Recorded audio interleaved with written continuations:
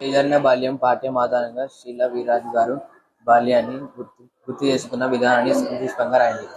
రచయిత శ్రీల వీర్రాజు గారు బాల్యంలో రచయితగా, చిత్రకారుడిగా, సాహితీవేత్తగా కావడానికి బాల్యంలో కొన్ని సంఘటనలు పునాది వేశాయి.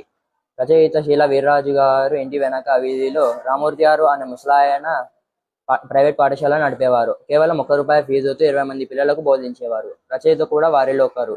బడి నుండి వచ్చిన తర్వాత రాత్రి చీకటి పడేంత వరకు అక్కడే ఉండి చదువుకునేవారు. ఒకరోజు పాఠాలు అయిన తర్వాత ఇంకా చీకటి పడలేదని బొమ్మలు వేయమన్నారు రామూర్తి గారు. వీర్రాజు గారు విమానం, ఇల్లు, కిరసనాయిల్ బుడ్డి దీపం బొమ్మలు వేశారు. ఆ రోజుల్లో యుద్ధం కారణంగా తరచుగా విమానాలు ఎగురుతుండేవి. రచయిత వీధిలో కిరసనాయిల్ బుడ్డి దీపం ఉండేది. దీన్ని చూసిన స్ఫూర్తితోనే వీర్రాజు గారు బొమ్మలు గీశారు.